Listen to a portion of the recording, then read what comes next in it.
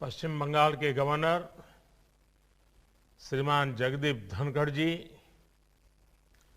विश्व भारती के vice chancellor professor विद्युत चक्रवर्ती जी, शिक्षकगण, कर्मचारीगण और मेरे ऊर्जावान युवा साथियों,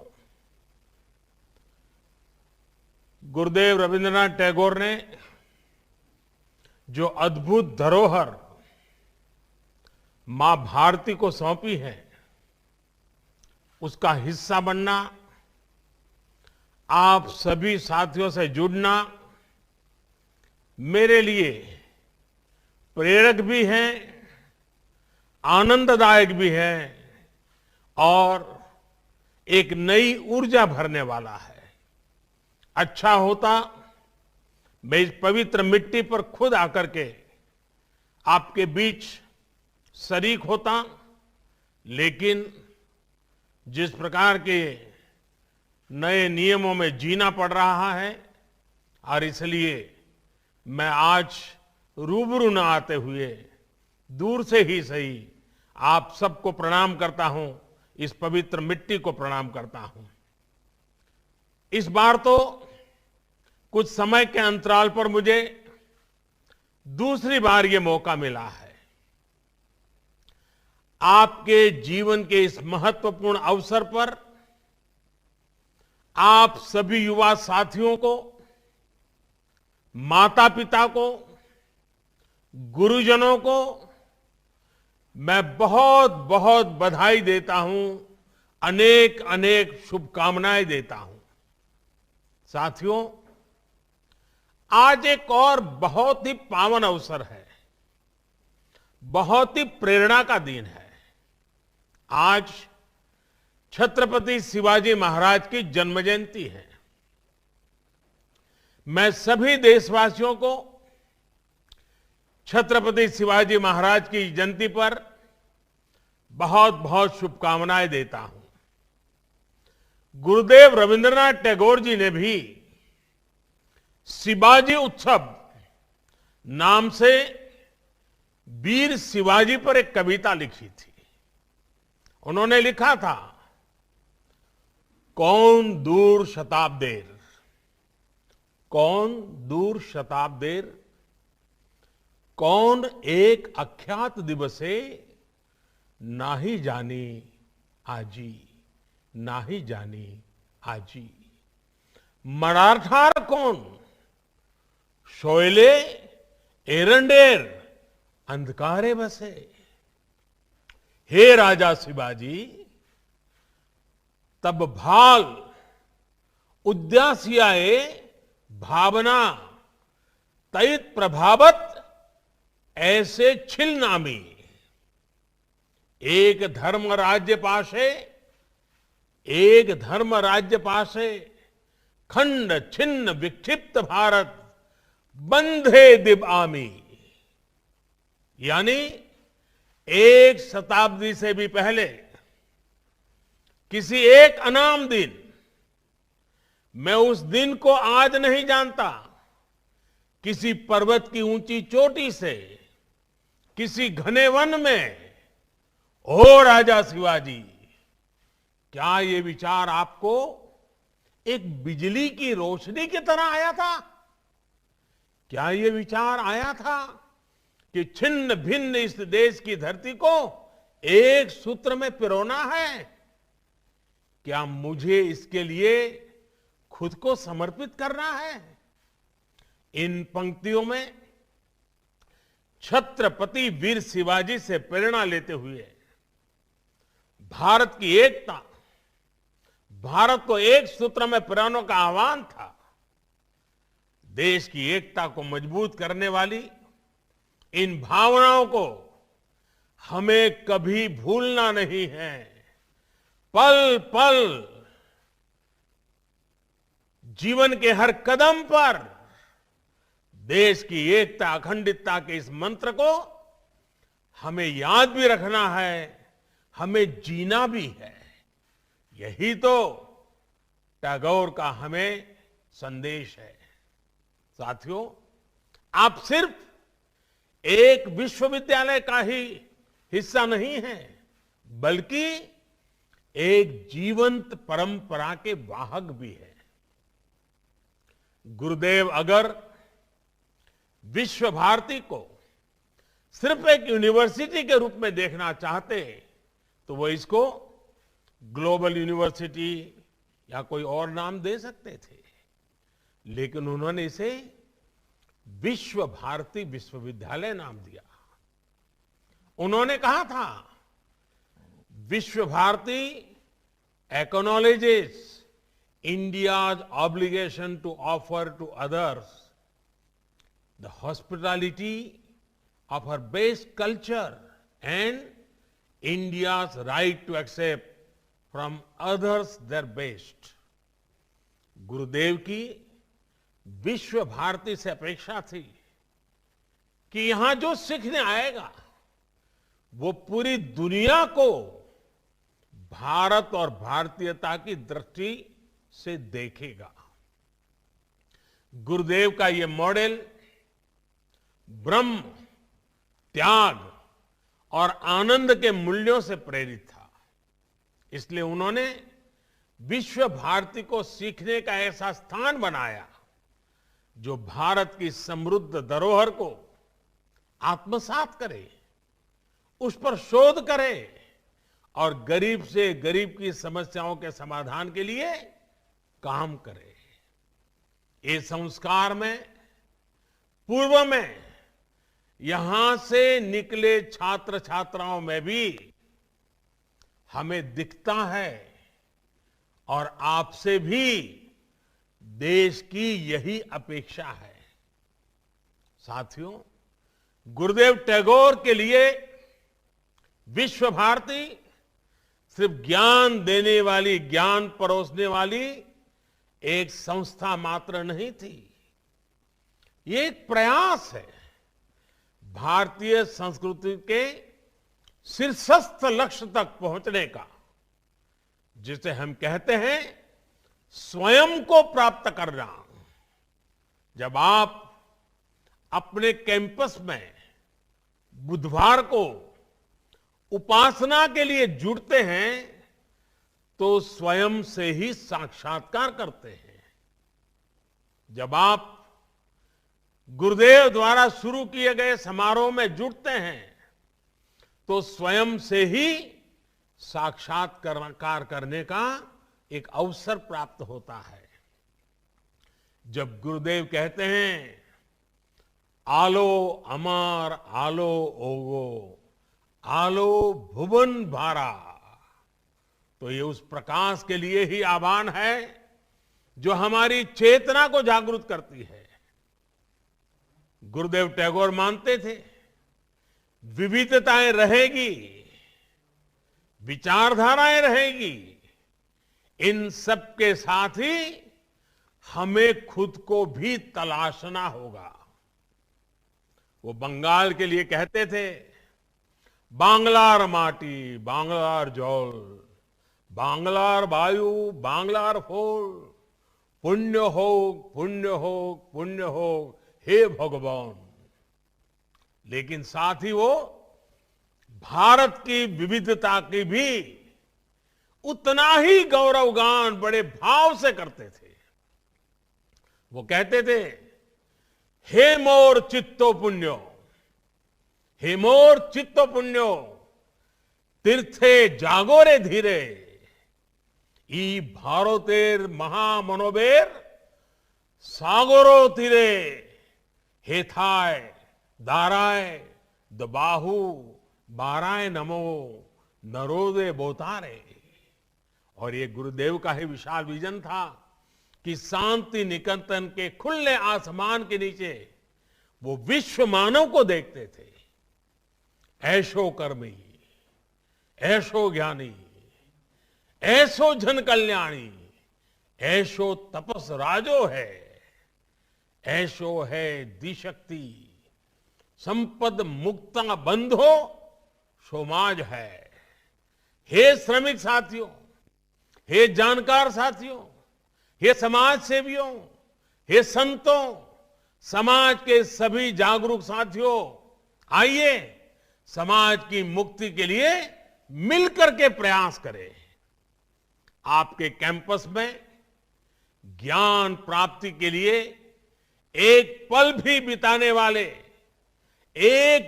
बिताने वाले का ये सौभाग्य है कि उसे गुरुदेव का ये विजन मिलता है। साथियों, विश्व भारती तो अपने आप में ज्ञान का वो उन्मुक्त समंदर है जिसकी नींव ही अनुभव आधारित शिक्षा के लिए रखी गई। ज्ञान की क्रिएटिविटी की कोई सीमा नहीं होती है। इसी सोच के साथ गुरुदेव ने इस महान विश्वविद्यालय की स्थापना की थी। आपको यह भी हमेशा याद रखना होगा कि ज्ञान, विचार और स्किल स्टैटिक नहीं है, पत्थर की तरह नहीं है, स्थिर नहीं है। ये जीवंत है, ये सतत चलने वाली प्रक्रिया है और इसमें कोर्स करेक्शन की गुंजाइश भी हमेशा रहेगी, प्रोग्रेसिव अनफोल्डमेंट। लेकिन नॉलेज और पावर दोनों रिस्पॉन्सिबिलिटी के साथ आते हैं।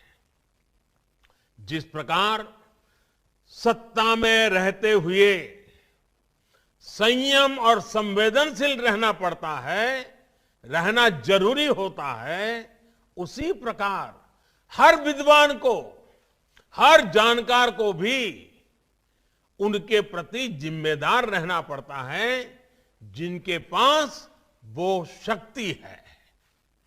आपका ज्ञान सिर्फ आपका नहीं बल्कि समाज की, देश की, अरे भावी पीढ़ियों की भी वो धरोहर है। आपका ज्ञान, आपकी स्किल एक समाज को, एक राष्ट्र को गौरवान्वित भी कर सकती हैं और वो समाज को बदनामी और बर्बादी के अंधकार में भी धकेल सकती है। इतिहास और वर्तमान में ऐसे अनेक उदाहरण हैं। आप देखिए, जो दुनिया में आतंक फैला रहे हैं, जो दुनिया में हिंसा फैला रहे हैं, उनमें भी कई highly educated, highly learned, highly skilled लोग हैं। दूसरी तरफ ऐसे भी ये लोग हैं जो कोरोना जैसी महामारी से दुनिया को मुक्ति दिलाने के लिए दिन रात अपनी जान की बाजी लगा देते हैं, अस्पतालों में डटे रहते हैं, प्रयोगशालाओं में जुटे हुए हैं। ये सिर्फ विचारधारा का प्रश्न नहीं है, मूल बात तो माइंडसेट का है। आप क्या करते हैं इस बात पर निर्भर करता है कि आपका माइंडसेट पॉजिटिव है या नेगेटिव है। स्कोप दोनों के लिए है, रास्ते दोनों के लिए ओपन है। आप समस्या का हिस्सा बनना चाहते हैं या फिर समाधान का, ये तय करना हमारे अपने हाथ में होता है। अगर हम उसी शक्ति, उसी सामर्थ्य, उसी बुद्धि, उसी वैभव को सत्कार्य के लिए लगाएंगे तो परिणाम एक मिलेगा, दुष्कर्म के लिए लगाएंगे तो परिणाम दुष्कर्म मिलेगा। अगर हम ही सिर्फ अपना हित देखेंगे तो हम हमेशा चारों तरफ मुसीबतें देखते आएंगे, समस्याएं देखते आएंगे, नाराजगी देखते आएंगे, आक्रोश नजर आएगा। लेकिन अगर आप खुद से ऊपर उठ करके, अपने स्वार्थ से ऊपर उठ करके नेशन फर्स्ट की अप्रोच के साथ आगे बढ़ेंगे तो आपको हर समस्या के बीच में भी सॉल्यूशन ढूंढने का मन करेगा, सॉल्यूशन नजर आएगा। बुरी शक्तियों में भी आपको अच्छा ढूंढने का उसमें से अच्छाई का, परिवर्तन का मन करेगा और आप स्थितियां बदलेंगे भी, आप स्वयं भी अपने आप में एक सॉल्यूशन बन करके उभरेंगे।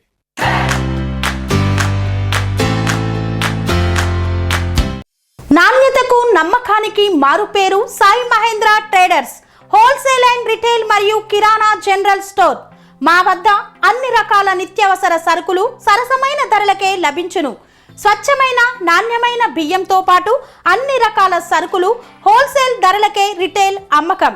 అనువైన ధరలలో నాణ్యమైన వస్తువుల కొరకు సంప్రదించండి. Sai Mahendra traders wholesale and retail మరియు కిరాణా జనరల్ స్టోర్. మా address Nagaram to Keesara main road, Rampally X road. Contact number 9247575485 మరియు 6300322583. अगर आपकी नीयत साफ है और निष्ठा मां भारती के प्रति है, तो आपका हर निर्णय, आपका हर आचरण, आपका हर कृति किसी न किसी समस्या के समाधान की तरफ ही बढ़ेगा।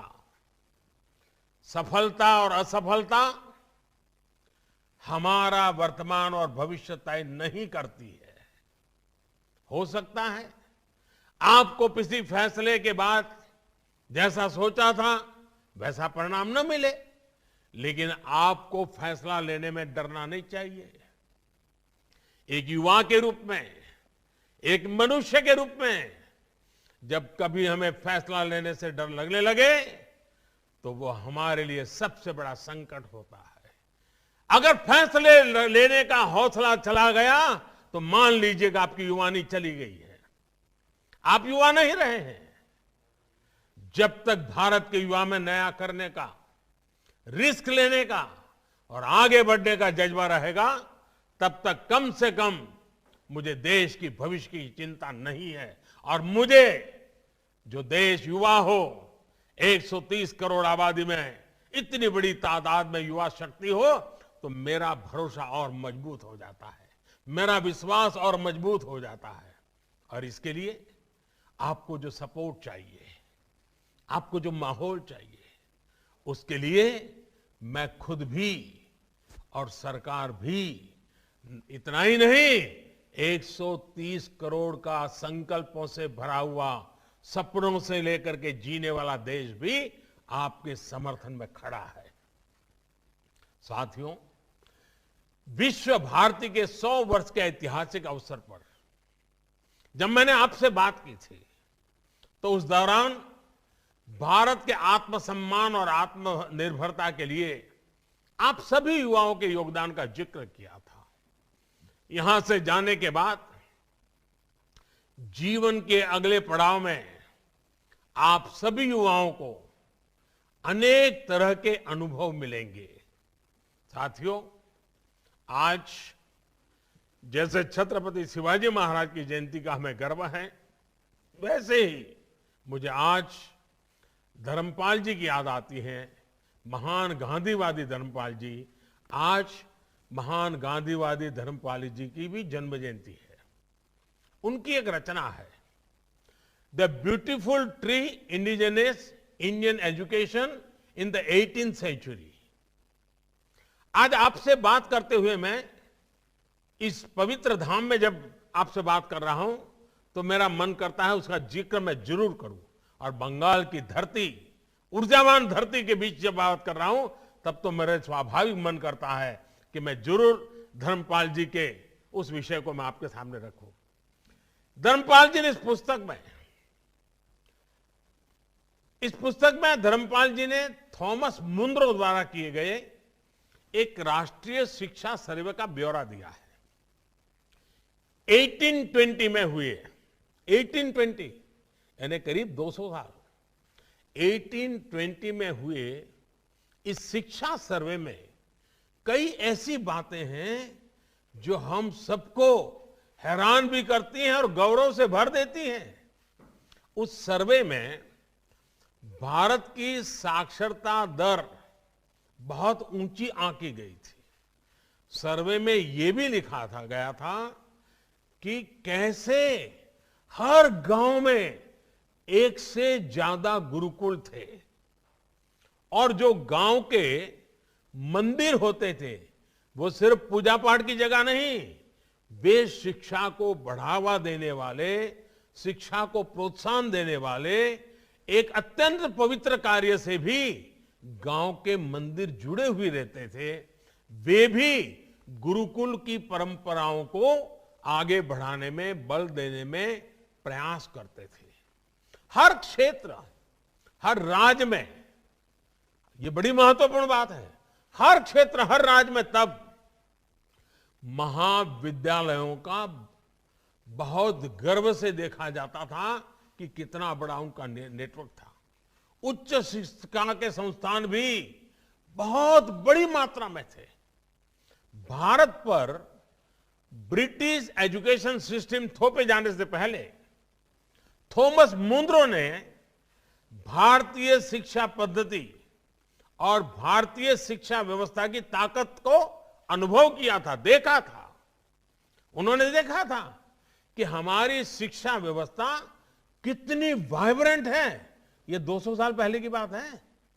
इसी पुस्तक में विलियम एडम का भी जिक्र है, जिन्होंने ये पाया था कि 1830 में बंगाल और बिहार में 1 लाख से ज्यादा विलेज स्कूल थे, ग्रामीण विद्यालय थे। साथियों, ये बातें मैं आपको विस्तार से इसलिए बता रहा हूं क्योंकि हमें यह जानना आवश्यक है कि हमारी शिक्षा व्यवस्था क्या थी, कितनी गौरवपूर्ण थी, कैसे हर इंसान तक पहुंची हुई थी और बाद में अंग्रेजों के कालखंड में और उसके बाद के कालखंड में हम कहां से कहां पहुंच गए, क्या से क्या हो गया। गुरुदेव ने विश्व भारती में जो व्यवस्थाएं विकसित की, जो पद्धतियां विकसित की, वो भारत की शिक्षा व्यवस्था को परतंत्रता की बेड़ियों से मुक्त करने, भारत को आधुनिक बनाने का एक माध्यम थी। अब आज भारत में जो नई राष्ट्रीय शिक्षा नीति बनी है, वो भी पुरानी बेड़ियों को तोड़ने के साथ ही विद्यार्थियों को अपना सामर्थ्य दिखाने की पूरी आजादी देती है। ये शिक्षा नीति आपको अलग अलग विषयों को पढ़ने की आजादी देती है। ये शिक्षा नीति आपको अपनी भाषा में पढ़ने का विकल्प देती है। ये शिक्षा नीति एंटरप्रेन्योरशिप, सेल्फ एम्प्लॉयमेंट को भी बढ़ावा देती है। ये शिक्षा नीति रिसर्च को, इनोवेशन को बल देती है, बढ़ावा देती है। आत्मनिर्भर भारत के निर्माण में ये शिक्षा नीति भी एक अहम पड़ाव है। देश में एक मजबूत रिसर्च और इनोवेशन इकोसिस्टम बनाने के लिए भी सरकार लगातार काम कर रही है। हाल ही में सरकार ने देश और दुनिया के लाखों जर्नल्स की फ्री एक्सेस अपने स्कॉलर्स को देने का फैसला किया है। इस साल बजट में भी रिसर्च के लिए नेशनल रिसर्च फाउंडेशन के माध्यम से आने वाले 5 साल में 50,000 करोड़ रुपए खर्च करने का प्रस्ताव रखा है। साथियों, भारत की आत्मनिर्भरता देश की बेटियों के आत्मविश्वास के बिना संभव नहीं है। नई राष्ट्रीय शिक्षा नीति में पहली बार जेंडर इंक्लूजन फंड की भी व्यवस्था की गई है। इस पॉलिसी में 6ठी क्लास से ही कारपेंटरी से लेकर कोडिंग तक ऐसे अनेक स्किल सेट्स पढ़ाने की योजना इसमें है, जिन स्किल्स से लड़कियों को दूर रखा जाता था। शिक्षा नीति बनाते समय बेटियों में ड्रॉप आउट रेट ज्यादा होने के कारणों को गंभीरता से स्टडी किया गया है। इसलिए पढ़ाई में निरंतरता, डिग्री कोर्स में एंट्री और एग्जिट का ऑप्शन हो और हर साल का क्रेडिट मिले, इसकी एक नए प्रकार की व्यवस्था की गई है।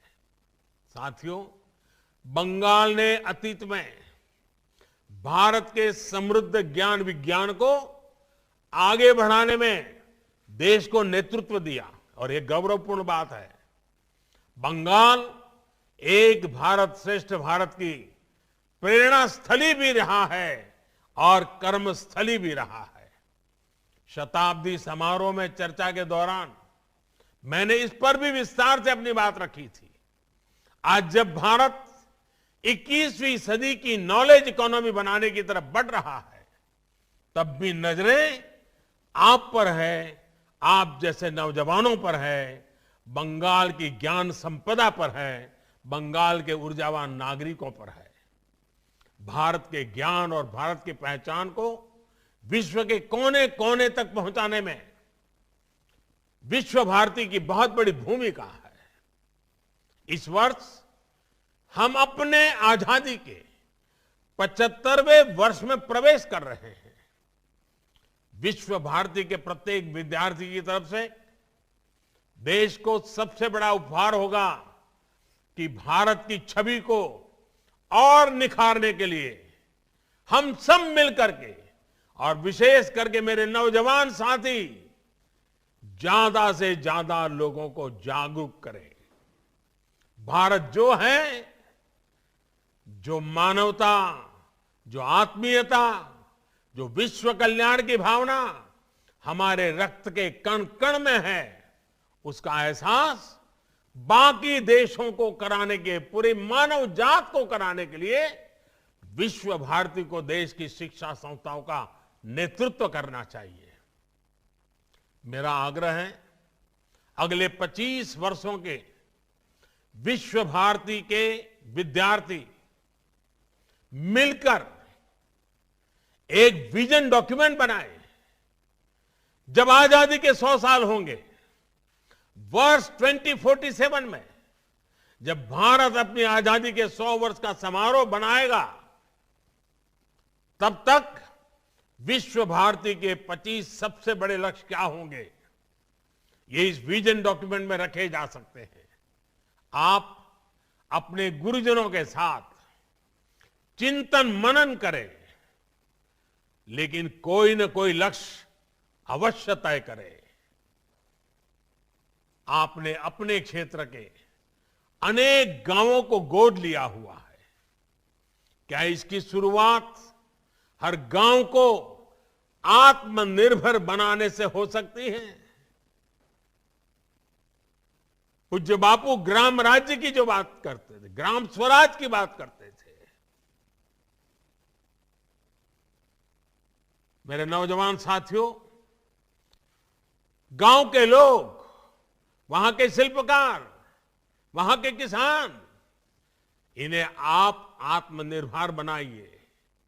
इनके उत्पादों को विश्व के बड़े बड़े बाजारों में पहुंचाने की कड़ी बनिए। विश्व भारती तो बोलपुर जिले का मूल आधार है। यहां के आर्थिक, भौतिक, सांस्कृतिक सभी गतिविधियों में विश्व भारती रचा बसा है, एक जीवंत इकाई है। यहां के लोगों को, समाज को सशक्त करने के साथ ही आपको अपना बृहद दायित्व भी निभाना है। आप अपने हर प्रयास में सफल हो, अपने संकल्पों को सिद्धि में बदलें। जिन उद्देश्यों को लेकर के विश्व भारती में कदम रखा था और जिन संस्कारों और ज्ञान की संपदा को लेकर आज जब आप विश्व भारती से कदम दुनिया के दहलीज पर रख रहे हैं, तब दुनिया आपसे बहुत कुछ चाहती है, बहुत कुछ अपेक्षाएं रखती है। और इस मिट्टी ने आपको संवारा है, आपको संभाला है और आपको विश्व की अपेक्षाओं को पूर्ण करने योग्य बनाया है, मानव की अपेक्षाओं को पूर्ण करने योग्य बनाया है। आप आत्मविश्वास से भरे हुए हैं। आप संकल्पों के प्रति प्रतिबद्ध हैं। आप संस्कारों से पुलकित हुई आपकी जवानी है। ये आने वाली पीढ़ियों को काम आएगी, देश के काम आएगी।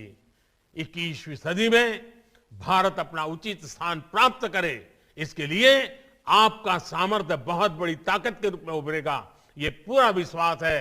और आप ही के बीच में, आप ही का एक सही यात्री होने के नाते मैं आज इस गौरवपूर्ण क्षण में अपने आप को धन्यवान मानता हूं। और हम सब मिलकर के इस गुरुदेव टैगोर ने जिस पवित्र मिट्टी से हम लोगों को शिक्षित किया है, संस्कारित किया है, हम सब मिलकर आगे बढ़े, यही मेरी आपको शुभकामनाएं हैं।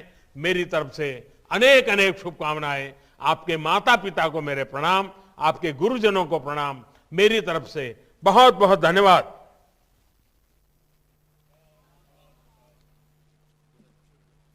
धन्यवाद महामहिम।